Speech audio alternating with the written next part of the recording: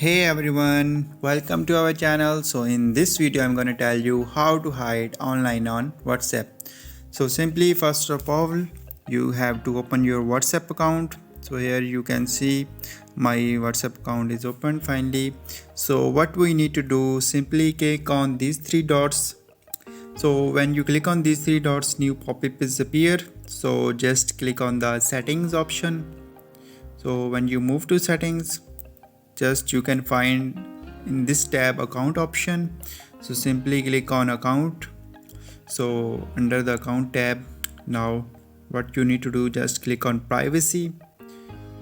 After moving to privacy, here you can see the last seen option is available. So simply just click on last seen option. So here you can see there are four options: my contacts, accept. So simply if you want to hide online on WhatsApp, click on nobody. So after selecting this, just go back to your WhatsApp account.